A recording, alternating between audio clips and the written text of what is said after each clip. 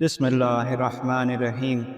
দিনের প্রচার প্রসারের লক্ষ্যে আমাদের চ্যানেলটিকে দয়া করে সাবস্ক্রাইব করুন এবং পাশে থাকা বেল নোটিফিকেশনটি অন করে দিন যেন অবসরে আপনারা আমাদের ভিডিওগুলো দেখতে পারেন। প্রিয় দিনী ভাই ও বোনেরা, আজকে আপনাদেরকে এক সাহাবীর একটি ঘটনা বলব। একদিন হযরত আলী রাদিয়াল্লাহু তাআলা আনহুর কাছে একজন সাহাবী আসেন এবং সে তার কথার মধ্যে দিয়ে বলতে থাকেন, আমি সততা, চেষ্টা এবং পরিশ্রম সমস্ত কিছু করার পরেও আমার ভাগ্যটা এতই খারাপ যে আমি কখনোই উন্নতি করতে পারলাম না। সে আসলে সরাসরি বলছিলেন না, কিন্তু সে বোঝাতে চাচ্ছিলেন যে আল্লাহ পাক আমার ভাগ্যটি খারাপ লিখেছেন, তাই আমার শত চেষ্টার পরেও আমি জীবনে উন্নতি করতে পারলাম না। তো আলী রাদিয়াল্লাহু তাআলা আনহু যখন তার মনের ভাব বুঝতে পারলেন, তখন তাকে বললেন, আচ্ছা, যদি তোমার মা তোমার ভাগ্যকে লিখতেন, তাহলে তোমার কি মনে হয় সে তোমার ভাগ্যকে কেমন লিখতেন? সেই সাহাবী তখন বলেন, আমার মা যদি আমার ভাগ্যকে লিখতেন, তাহলে নিশ্চয়ই সবথেকে সেরা এবং সবথেকে ভালো উপযুক্ত ভাগ্যই আমার জন্য তিনি লিখতেন। তখন আলী রাদিয়াল্লাহু তাআলা আনহু তাকে দ্বিতীয়বার প্রশ্ন করেন, আচ্ছা, তোমার কি মনে হয় যে আল্লাহ তোমাকে তোমার মার থেকেও ৭০ গুণ বেশি ভালোবাসেন, সে তোমার ভাগ্যকে খারাপ লিখেছিলেন? তখন সেই সাহাবী চুপ করে থাকেন। তখন আলী রাদিয়াল্লাহু তাআলা আনহু বলেন, দেখো, আল্লাহ পাক প্রত্যেকের ভাগ্যকেই অত্যন্ত সুন্দর এবং ভালো করেই লিখেছেন, কিন্তু মানুষের ভুল সিদ্ধান্তই তার ভাগ্যকে খারাপ দিকে নিয়ে যায়। তখন আলী রাদিয়াল্লাহু তাআলা আনহু বলেন, কখনো আবেগের বশবর্তী হয়ে কোনো সিদ্ধান্ত নিবে না। সবসময় সিদ্ধান্ত নেওয়ার ক্ষেত্রে তোমার মস্তিষ্কের পাল্লায় তা মেপে তারপর সেই সিদ্ধান্তকে তুমি নিবে। তাহলে দেখবে তোমার জীবনে ভুল থাকবে না। তো আজকে আমাদের মধ্যে যারা শিক্ষিত সমাজ আছে, তারা অনেকেই পশ্চিমাদের অনেক ধরনের বই পড়ে জানতে পেরেছে যে সিদ্ধান্ত গ্রহণ করা আসলে একটি দক্ষতা বা স্কিল।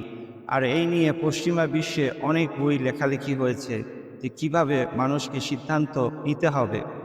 আমার জীবনে আমি এই বিষয়ে অনেক কিছু জেনেছি এবং সংক্ষেপে আপনাদেরকে বলতে চাই যে সিদ্ধান্ত নেওয়াটা একটি অনেক বড় দক্ষতা। আমি বই পুস্তক থেকে এবং আমার জীবনের অভিজ্ঞতার থেকে মিলিয়ে দেখেছি যে মানুষের জীবনে ৩টি জিনিস তার ভবিষ্যৎকে খুব গভীরভাবে প্রভাবিত করে। একটি হলো তার সিদ্ধান্ত, দ্বিতীয়টি হলো তার অভ্যাস, তা ভালোই হোক বা মন্দই হোক, আর তৃতীয়টি হলো তার চিন্তা। যে ব্যক্তির চিন্তা ভালো নয়, সে কখনোই ভালো কাজ করতে পারবে না, আর ভালো কাজ না করলে নিশ্চয়ই তার ফলাফলও ভালো হবে না। তবে আজকে চিন্তা আর অভ্যাসের বিষয়টিতে যাচ্ছি না, আজকে যাচ্ছি কিভাবে আপনার ভিতরে সঠিক সিদ্ধান্ত সঠিক সময়ে নেওয়ার যোগ্যতা তৈরি হয় সে বিষয়ে।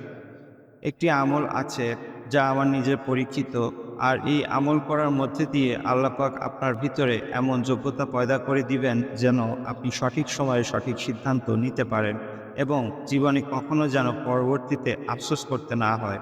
সেই যোগ্যতা আল্লাহ পাক আপনার ভিতরে ইনশাআল্লাহ অবশ্যই তৈরি করে দিবেন। কিন্তু আমলটি একটি লম্বা সময় করার মধ্যে দিয়ে এই যোগ্যতা মানুষের ভিতরে অর্জিত হয়।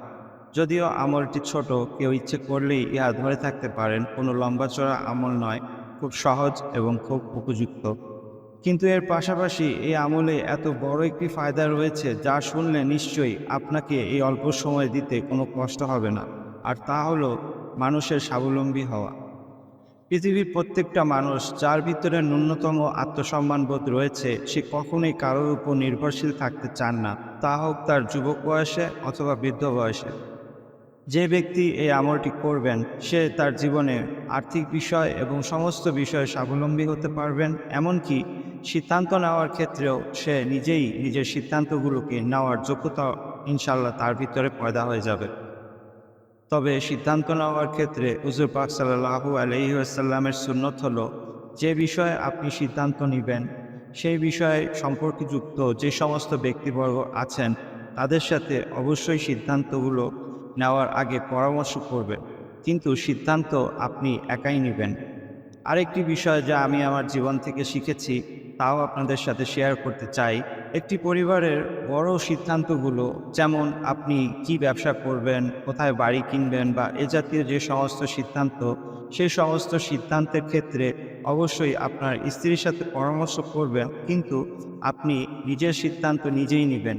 আর অপরপক্ষে পারিবারিক যে ছোট ছোট শর্ট টার্ম ডিসিশনগুলো আছে, সেই সমস্ত ডিসিশনের ক্ষেত্রে আপনি আপনার স্ত্রীর সিদ্ধান্তকে প্রাধান্য দিবেন, কিন্তু লং টার্ম ডিসিশনগুলোতে আপনি নিজের সিদ্ধান্তেই কাজ করবেন। আমার জীবন থেকে আমি এটাই শিক্ষা পেয়েছি এবং তা আপনাদের সাথে শেয়ার করলাম। সিদ্ধান্ত নেওয়ার ক্ষেত্রে একটি বড় জটিলতা আমি যা জীবনে লক্ষ্য করেছি, আপনার মস্তিষ্ক আপনাকে যে সিদ্ধান্ত নিতে বলছে, সেই ক্ষেত্রে আপনার দিন আপনাকে সেই সিদ্ধান্ত নিতে বাধা দিচ্ছে। তাহলে অবশ্যই সেই ক্ষেত্রে আপনি আপনার মস্তিষ্কের কথা না শুনে আপনার দিনের কথাকেই শুনবেন। তো যেই সমস্ত ক্ষেত্রে আপনার মস্তিষ্ক এবং আপনার দিন এক জায়গায় চলে আসে, সেই ক্ষেত্রে অবশ্যই আপনাকে দিনকে প্রাধান্য দিতে হবে। কারণ আল্লাহ পাক যা বলেছেন তার পিছনে অনেক বড় হিকমত আছে। এভাবে যদি সিদ্ধান্ত নেওয়া হয়, তাহলে সেই ক্ষেত্রে কখনো কখনো মানুষের উন্নতি অথবা প্রোগ্রেস একটু ধীরগতির হয়ে যায়, কিন্তু সে যখন উন্নত হতে শুরু করে, তখন তার এই সময়ের যে ব্যবধান তা অনেক গুণ কমে গিয়ে সে অত্যন্ত দ্রুত এবং খুব সুন্দরভাবে সফল হতে পারে। আমলটি করার মধ্যে দিয়ে আপনার ভিতরে আল্লাহ পাক সেই যোগ্যতা তৈরি করে দিবেন, যেন আপনি সঠিক সময়ে সঠিক সিদ্ধান্ত নিতে পারেন। তাই কথা না বাড়িয়ে আসুন আমলটি জেনে নিই। আমলটি অত্যন্ত ছোট। প্রত্যেক ফরজ নামাজের পর পূর্বে এবং পরে একবার, তিনবার অথবা ৭ বার বড় কিংবা ছোট যে কোনো দুরূদ শরীফ আপনাকে পড়তে হবে।